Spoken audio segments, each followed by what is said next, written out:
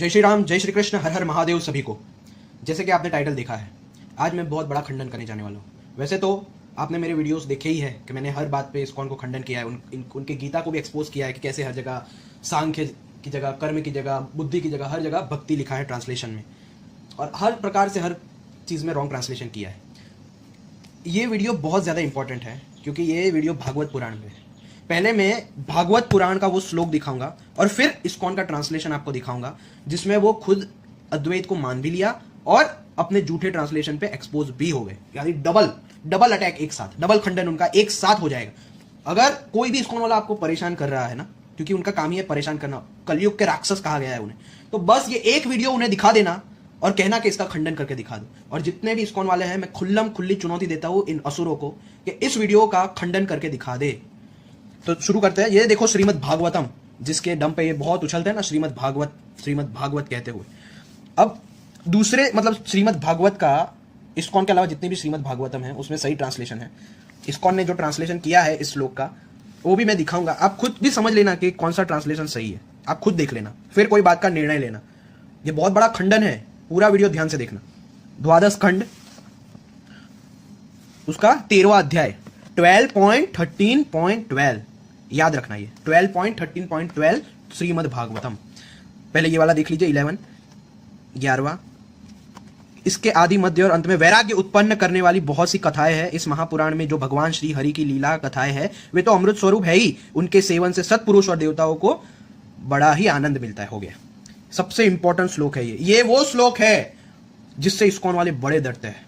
ISKCON वालों का ये श्लोक सुन के ही पसीना आ जाता है, उनको बड़े डरते हैं। यह श्लोक को हमेशा हथियार बना के रखना कि जिस श्रीमद् भागवत को टॉप मोस्ट उछलते कूदते फिरते हर जगह, उन श्रीमद् भागवत को क्यों लिखा गया है उसको ये श्लोक में बताया गया कि वो श्रीमद् भागवत क्यों लिखी गई है। ये श्लोक कभी नहीं दिखाएंगे इस्कॉन वाले, क्योंकि बहुत डरते हैं इस श्लोक से। इसी को अपना हथियार बनाना उनके खिलाफ। ये एक श्लोक बार बार उनके जब भी परेशान करे डाल देना उनपे। सर्व वेदांत सारम यद ब्रह्म आत्मा एकत्व लक्षणम वस्तु अद्वितीयम तन्निष्ठम कैवल्य एक प्रयोजनम। कि भाई ये भागवत लिखने का प्रयोजन क्या है। हम कहते हैं ना भागवत, तो बहुत लोग कहते हैं ये है वो है, इसमें देखो ये कथा है वो सब सुनाते हैं। लेकिन भाई वेद व्यास जी ने ये भागवतम लिखी क्यों है, उसका कारण भी जो वेद व्यास जी ने कहा है उसको तो सुन लेते हो इस्कॉन वालों, उसको तो सुन लो उस कारण को। तो आप लोग जानते हैं कि समस्त उपनिषदों का सार यानी सर्व वेदांत यानी उपनिषदों को वेदांत कहा जाता है, जो मुख्य है 11 क्या है, ब्रह्म आत्मा एकत्व लक्षणम।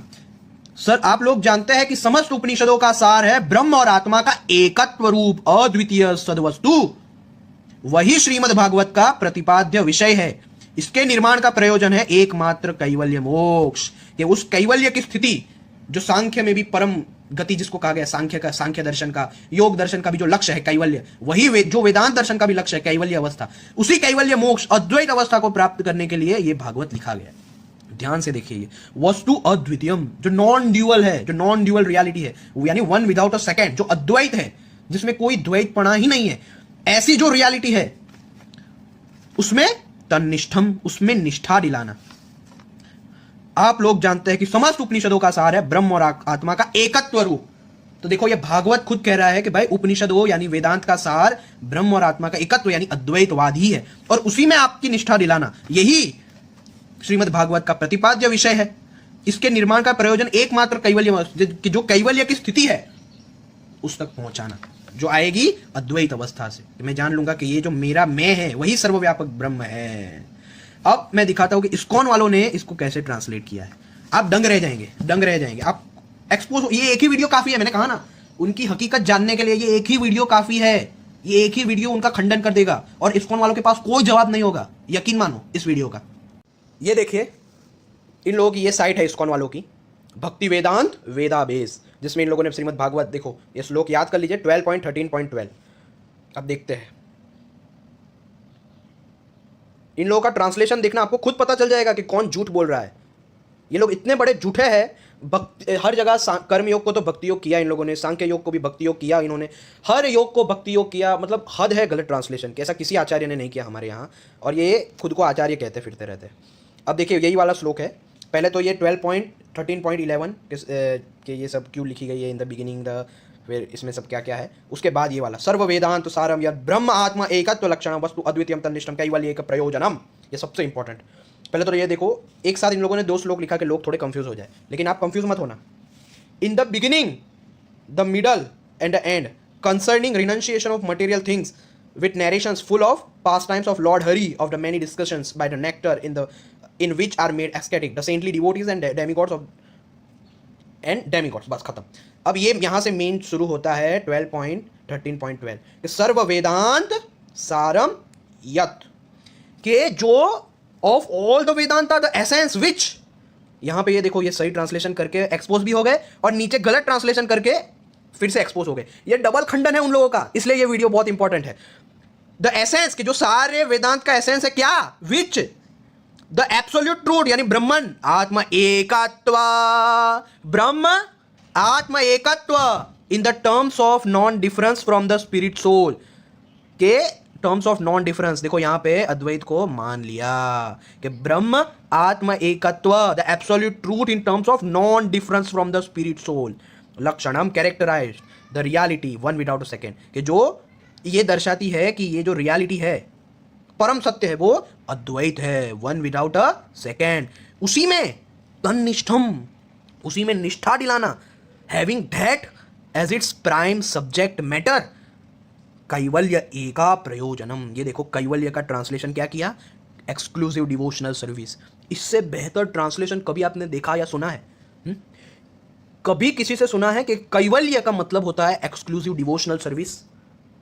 हाँ, अब देखो, जिनको संस्कृत नहीं आती हो, जिनको हिंदी का ज्ञान नहीं, विदेशी, उन्हें तो पता चल ही नहीं पाएगा कि इन लोगों ने इतने गलत ट्रांसलेशन किए, इसलिए वो तो उछल उछल के बेवकूफ़ों की तरह नपुंसकों को फॉलो करते हैं। लेकिन भाई, तुम लोग हिंदू इंडिया में रहते हो, तुम्हें हिंदी आती है, और तब भी तुम इस्कॉन को फॉलो करते हो, तो तुमसे घटिया सड़क छाप कोई है ही नहीं इस दुनिया में। लिख लेना, कैवल्य का ट्रांसलेशन कर रहे हैं exclusive devotional service, ultimate goal. देखो किस तरह से पूरी चीज को बदल दिया। कैवल्य का मतलब एक्सक्लूसिव डिवोशनल सर्विस, सांख्य योग का मतलब डिवोशनल सर्विस, कर्म योग का मतलब डिवोशनल सर्विस, कैवल्य का मतलब डिवोशनल सर्विस, फिर अष्टांग योग का मतलब डिवोशनल सर्विस, बुद्धि योग का मतलब डिवोशनल सर्विस।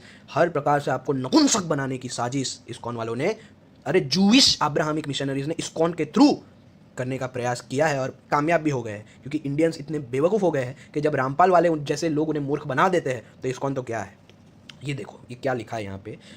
अब देखो यहाँ पे भी छेड़खानी, this Bhagavatam is the essence of all Vedanta philosophy. आपने देखा उन लोगों ने कैसे वर्ड्स को बदला, लाइन बदल दी। This Bhagavatam is the essence of all Vedanta philosophy because its subject matter is the absolute truth which while non different from the spirit soul is the ultimate reality one without a second. ये कुछ सही किया इन लोगों ने कि भाई, इन लोगों ने गलती से मान भी लिया कि अद्वैतवाद ही श्रीमद् भागवत का प्रतिपाद्य विषय है। लेकिन यहाँ पे ये चालाकी देखिए, this Bhagavatam is the essence of all Vedanta philosophy, जबकि देखो यहाँ पे क्या लिखा है कि सर्व वेदांत सारम, के of all Vedanta the essence which, यानी ये वेदांत का सार क्या है कि ब्रह्म आत्मा एकत्व जो है, यही वेदांत का सार है, ये है वेदांत का सार, और यही भागवत का प्रतिपाद्य विषय है। लेकिन यहाँ पे देखो लिख दिया, this Bhagavatam is the essence of all Vedanta philosophy. समझ पा रहे हो इनकी चालाकी? और देखो यहाँ पे one without the goal of this literature is exclusive devotional service unto that supreme truth, जबकि क्या लिखा है, कैवल्य एक प्रयोजनम।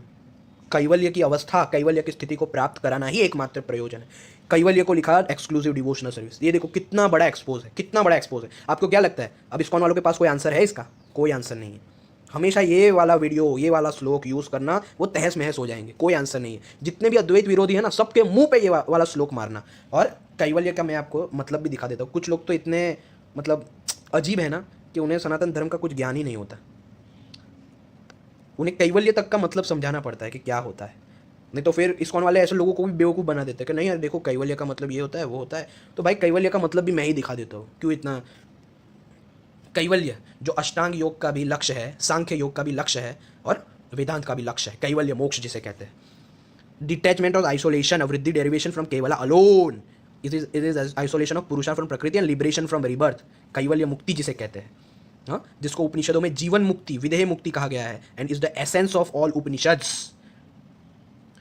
ये देखो कैवल्य यानी मोक्ष को कहते हैं कि यहाँ पे देखो अपने स्वरूप में स्थिति, कैवल्य पाद जो योग सूत्र 34 में कैवल्य पाद के दिया गया है कि और to look from another angle the power of pure consciousness settles in its own pure nature.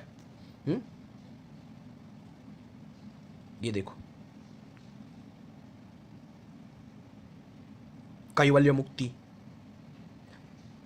यहाँ पे उपनिषदों की भी बात है, जो 4 प्रकार की मुक्ति है उसमें जो सर्वोच्च है, राम मेंशन कैवल्य मुक्ति इज द अल्टीमेट लिबरेशन। योग तत्व उपनिषद में भी कैवल्य is the very nature of the self, the supreme state, यानी परम पदम, जो हमारे वास्तविक स्वरूप के सुप्रीम स्टेट है। कि भाई ये जो आत्मा है वो कोई मतलब कॉजल बॉडी, सब्टल बॉडी और ग्रॉस बॉडी से अलग है, वो सर्वव्यापक ब्रह्म है। उस परम पद में स्थित हो जाना ही कैवल्य है। ये देखो, हाँ,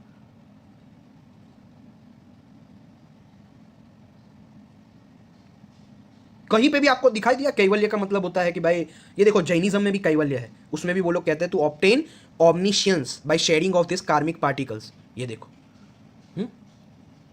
ये देखो, तो ये बहाना भी मैंने खत्म कर दिया कि भाई ये हो सकता है, वो हो सकता है। आपने देखा वो लोग कैसे वर्ड्स के साथ खेलते हैं? देखा आपने? लाइन की लाइन पूरी बदल देते हैं। देखो, शर्म करो, शर्म करो, मैं अभी भी कह रहा हूं शर्म करो। ये पूरी तरह से हमारे सनातन धर्म को अब्राहमिक बनाने की जो साजिश है ना, इसको समझ जाओ। लोग नहीं समझ पा रहे, लोग यही नहीं समझ पा रहे। मैं क्या करूं, मैं मर जाऊंगा बताते बताते, पर लोग समझ ही नहीं रहे। इनको ये समझ ही नहीं आ रहा कि ये लोग सनातन धर्म का प्रचार नहीं कर रहे, बल्कि अब्राहमिक रूप दे रहे हैं सनातन धर्म का। सनातन धर्म का अब्राहमिक रूप दिया है इन लोगों ने। अरे भाई, जब वहाँ पे वो जो रावण था, उसको सीता का हरण करना था, रावण जानता था असली रूप में मैं जाऊंगा ना तो सीता कभी लक्ष्मण रेखा को पार नहीं करेगी, तो उसने क्या किया? उसने ऋषि का रूप धारण किया, ऋषि का वेश धारण किया, ब्राह्मण बन के गया। वो ब्राह्मण बन के, ब्रह्मर्षि बन के गया कि तब तो सीता माता जरूर बाहर निकलेगी और मैं उसका हरण कर पाऊंगा। तो वैसे ही जब जूविश स्लेव्स, ये जो अब्राहमिक रिलीजन्स वाले मिशनरीज हैं, इन लोगों ने देखा कि भाई ये लोग इतने मतलब ज्ञान में इतने सर्वोच्च है, क्योंकि अद्वैतवाद ही चलता था हर समय, तो इतने सर्वोच्च है कि हम इन लोगों को कभी गुलाम नहीं बना पाएंगे, इन लोगों को कभी हमारे जैसे चाइल्डिश बिलीवर नहीं बना पाएंगे। तो उन लोगों ने क्या किया? उन लोगों ने हमारे शास्त्रों का सहारा लेके, हमारे वेशभूषा का सहारा लेके लोगों के मन में ये भावना डाली कि हम तो सनातन धर्मी है, कि लोग बिल्कुल चिंतित हो जाए कि ये तो सनातन धर्मी है और उनकी बात मान ले। वो काम अभी से नहीं हो रहा। ये काम ये जूइश लोग जो है ना, जो रूल कर रहे हैं आज पूरे वर्ल्ड को, जो लोग जानते हैं वो लोग जानते हैं जूस को क्या है क्या नहीं, रॉथचाइल्ड्स की हकीकत। वो लोग जब से हमारे इंडिया में इन्वेडर्स बन के आए हैं तब से ये काम कर रहे हैं। उन्होंने ही ये आगमास कितने बनाए और वैष्णव, शैव, शाक्त इन लोगों को लड़वाया, ऐसी सब बातें लिख के लिखवा के पैसे दे देते थे कि ये लो लिख लो। हाँ, इस आचार्य को पैसे दे दिए कि जा तू ये तरह का वाद फैला और ये सब बुक में लिख दे, तो वो लोग लिख देते थे। इस तरह से लड़ाई कि लोगों को अगर हम उनकी वेशभूषा धारण करके सनातन धर्मियों को बेवकूफ़ बनाएंगे तो वो लोग बन जाएंगे। इस्कॉन वाले वही कर रहे हैं। वेशभूषा हमारे जैसी धारण करके, भगवान हमारे यूज करके, कृष्ण को यूज करके, शास्त्र भी हमारे यूज करके अब्राहमिक बिलीव्स फैला रहे हैं सबके माइंड में। ऐसा ट्रांसलेशन करके, ऐसी सब बातें फैला के, मोनोथिज्म ला के, इस साजिश को पहचान लो। ये बहुत सालों से चल रहा है। चैतन्य महाप्रभु की झूठी कहानियां बना के, माधवाचार्य की झूठी कहानियां बना के ये लोग बहुत छेड़खानी कर चुके हैं। इसलिए मैं सब कह रहा हूं कि प्लीज़ आप लोग संस्कृत पढ़ लो और अपने शास्त्र पढ़ो कि जिसमें हर तरफ अद्वैत है। देखो यहाँ पे इन लोगों ने नहीं माना कि भाई ये इसका विषय तो अद्वैतवादी है, इन लोगों ने खुद भी तो माना, लेकिन कैसे बदल दिया यहाँ पे कि कैवल्य का क्या कर दिया? Devotional service. तो देखो ये मैं साफ साफ दिखा रहा हूँ। अगर फिर भी आप लोगों की आंखें नहीं खुलती तो आप लोग जानवरों से भी गए गुजरे हो। सच में आप लोग छोड़ दो अपने आप को स्पिरिचुअल कहना। आप लोग रिलीजियस हो, चाइल्डिश हो, बिल्कुल चाइल्डिश हो, बाइबल कुरान वालों जैसे हो। अगर अब भी आप में इतनी बुद्धि नहीं आ रही तो आप लोग सच में बाइबल कुरान वाले हो। समझो, मैं मर जाऊंगा कह के सनातन धर्म को अब्राहमिज्म में मत आने दो, चाइल्डिश बिलीफ मत आने दो सनातन धर्म में। और जो वास्तविक सिद्धांत है कि सर्व वेदांत सारम यद ब्रह्म आत्मा एकत्व, भाई अद्वैतवाद अपना लो। अद्वैतवाद ही सनातन धर्म है, अपना लो। और मैं नहीं कहूँगा, क्योंकि मैं कोशिश करता हूँ कि लोग वास्तविक में आ जाए, क्योंकि जब तक अद्वैत रियलाइजेशन नहीं होगा मुक्ति नहीं मिल सकती। ये सभी शास्त्रों में लिखा है कि अद्वैत रियलाइजेशन के बिना मुक्ति नहीं मिल सकती। तो आप लोग अपने मोक्ष के साथ ये खिलवाड़ कर रहे हो, उसके जिम्मेदार सिर्फ आप लोग होंगे कि आपने रियलिटी को सच में नहीं खोजा। आप लोग राक्षसों की बातों में आ गए। जो कलयुग के राक्षस है ना, सबसे बड़े, जो खुद को भगवान का भक्त का रूप बना के मूर्ख बनाते हैं, जैसे कि रावण ने बनाया था सीता जी का हरण करने के लिए। ऐसे जो रूप बदल के मूर्ख बनाने वाले लोग हैं, उनकी जाल में फंसे रहे ना तो आपका कभी उद्धार नहीं हो पाएगा। लिख लेना, ये सबसे बड़ा प्रूफ है अगर किसी इस्कॉन वालों में 1% भी पुरुषत्व है तो इसका खंडन करके दिखाओ, क्योंकि इसका खंडन करना इंपॉसिबल है, क्योंकि आप लोग खुद एक्सपोज हो गए 2 बार कि यहाँ पे अद्वैतवाद है सनातन धर्म का लक्ष्य, श्रीमद् भागवत का प्रतिपाद्य विषय, ये भी आपने मान लिया अद्वैतवाद को, और यहाँ पे झूठा कैवल्य का एक्सक्लूसिव डिवोशनल सर्विस ट्रांसलेशन करके भी आप लोग एक्सपोज हो गए। तो 2 बार एक्सपोज हो गए। इसका खंडन तो आप क्या आपके नपुंसक आचार्य भी नहीं कर सकते, जो कि आचार्य है नहीं, आप लोगों ने खुद ही झूठी कहानियां बनाई है उनके बारे में। तो जय श्री राम, जय श्री कृष्ण, हर हर महादेव। असुरों का नाश हो, वास्तविक सनातन धर्म की जय हो।